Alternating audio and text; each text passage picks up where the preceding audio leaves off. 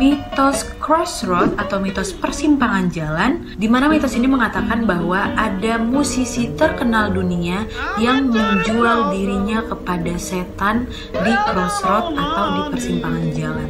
Di kesunyian malam, ada seorang pemuda yang sedang memegang gitarnya, tampak sedikit gelisah menunggu seseorang di persimpangan jalan. Tekadnya yang kuat untuk menjadi musisi blues terhebat mengurangi rasa takutnya pada saat itu. Dan setelah dia menunggu di situ, lewat tengah malam, terlihat seorang pria berbadan besar berjalan ke arahnya. Bentar gue merinding. Hilang horornya kan? Ulang.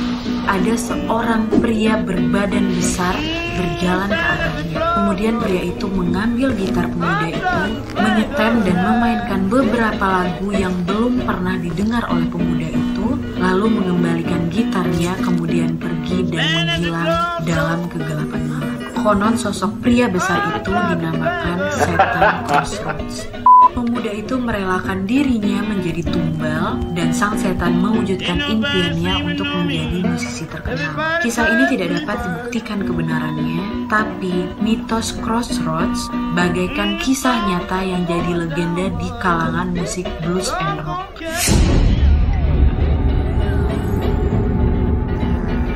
Sebagian orang percaya kisah mistis Crossroad dan seorang pemuda yang diduga menjual dirinya kepada setan itu adalah Robert Leroy Johnson atau yang lebih dikenal dengan Robert Johnson.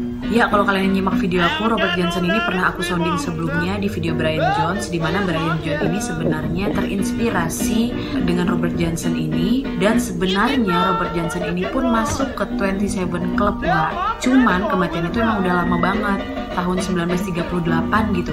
Nanti lah ya aku ceritain lagi, kita lanjutin ya. Robert Leroy Johnson atau Robert Johnson ini lahir pada tanggal 8 Mei 1911 di Mississippi.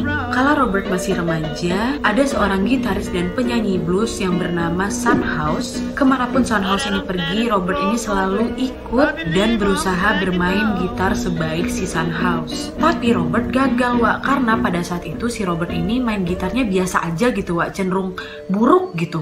Dan pada suatu saat si Robert ini menghilang selama 6 bulan, dan ketika dia kembali ke kotanya, Son House idolanya itu terkejut melihat kemampuan bermain gitarnya si Robert ini yang meningkat secara drastis dan membuatnya terkagum-kagum, Wak.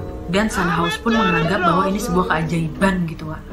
Dan sejak saat itulah timbul gosip yang mengatakan bahwa si Robert ini sedang menjualkan dirinya ini kepada setan di Crossroads. Apalagi ada beberapa lagunya yang seolah mencerminkan pemujaan dan pengorbanan dirinya untuk setan. Tapi ada juga yang mengatakan bahwa si Robert ini menghilang karena dia sedang berlatih dengan seseorang yang bernama Isaiah Zimmerman, dimana pada saat itu dia juga merupakan seorang gitaris handal tua. Dan pada saat itu karir Robert pun semakin menanjak.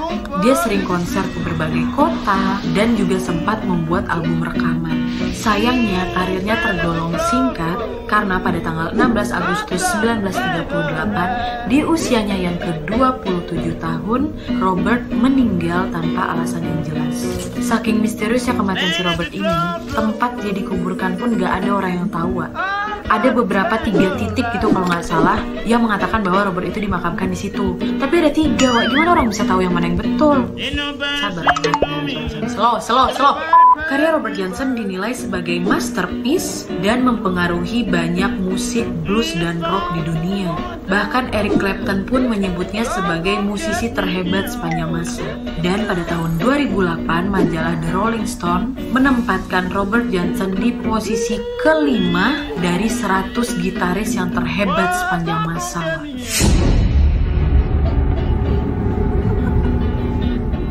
Sebelum gosip tentang Robert Johnson yang menjual jiwanya ini kepada setan merebak, Wak, ada seorang musisi blues legendaris yang bernama Tommy Johnson yang lahir pada tahun 1896. Ya walaupun Tommy itu nggak setenar si Robert, Wak, tapi dia ini merupakan salah satu pemain gitar blues yang hebat di masa itu, dan dia ini juga sering bermain gitar dengan teknik yang tinggi, serta selalu diselingi dengan gaya-gaya akrobatiknya tuh di atas panggung. Sampai-sampai gaya akrobatiknya itu susah ditiru gitaris-gitaris lain gitu, Wak.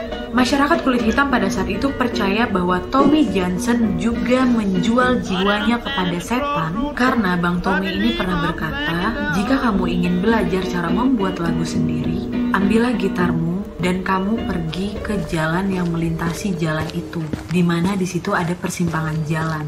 Pastikan kamu tiba di sana sebelum jam 12 malam dan kamu akan melihat gitar kamu bermain sendiri di sana, di mana ada seorang laki-laki berkulit hitam akan berjalan ke arahmu dan mengambil gitar kamu dan dia akan menyetelnya dan dia akan memainkan sepenggal lagu dan gitar itu akan kembali ke kamu. Itulah caraku belajar memainkan apapun yang aku inginkan. Hah, gimana menurut kalian? Komen di bawah.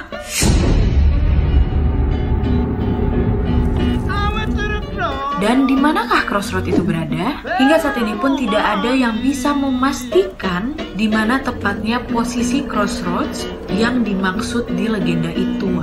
Sebagian masyarakat percaya Crossroads itu berada di Clarksdale di persimpangan jalan 61 dan 49. Tapi Eric Clapton mengatakan bahwa Crossroads yang dimaksud ada di Rosedale, di mana di persimpangan jalan raya nomor 1 dan 8. Tapi beberapa masyarakat Mississippi yakin bahwa Crossroads itu berada di ujung jalan raya 82 sekitar Bamboo Roads, di mana ada persimpangan jalan yang masih berupa tanah tuh, dan ada pohon apel yang tidak berbuah di situ. Hingga kini pun posisi pasti di mana Robert Johnson ini menyerahkan dirinya kepada setan pun masih menjadi misteri. Menurut kepercayaan masyarakat kulit hitam zaman itu mengatakan ada sosok bernama Deity Esu yang dikenal sebagai penjaga atau penunggu Crossroads. Sebagian masyarakat pun tidak percaya mitos itu dan berpendapat bahwa mitos itu dibuat sebagai ajang promosi sang musisi biar terkenal gitu. Karena memang skill permainan gitar mereka pun memang hebat, jadi nggak perlu sampai jual-jual jiwa lah gitu. Lagi-lagi strategi marketing. Gimana menurut kalian? Komen di bawah.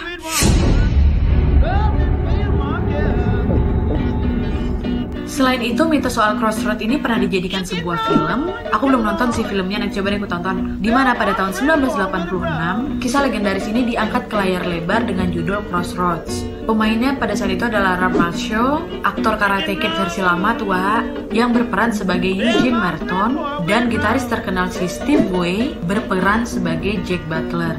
Tapi di filmnya sih katanya sedikit berbeda, Jadi ceritanya si Eugene ini adalah remaja pada tahun 80-an yang belajar gitar klasik di sekolah musik terkenal tua. Tapi dia itu lebih tertarik ke gitar blues dan sedang menyelidiki lagu ke-33-nya si Robert Johnson. Di film itu menceritakan si Eugene ini berusaha menelusuri jejak lagu itu pada seorang gitaris blues lainnya yang bernama Willie Brown, di mana si Willie ini berjanji akan memberitahukan si Eugene asalkan Eugene ini mau membantunya supaya bebas dari belenggu setan, di mana setan ini mau mengambil jiwanya si Willie karena si Willie ini pernah buat perjanjian di Crossroads dengan setan.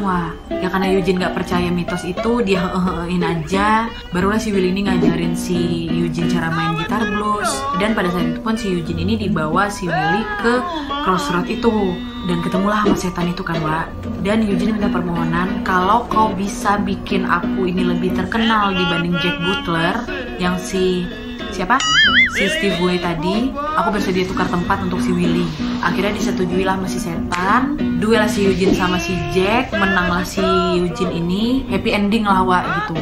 Si Willie sama si mereka ini berhasil merobek perjanjian sama setan. Jadi sebelum melakukan perjanjian mereka tuh ada tanda tangan hitam di atas putih mungkin ya, Entah, aku pun belum nonton filmnya. Kalau kalian udah nonton bisa komen di bawah.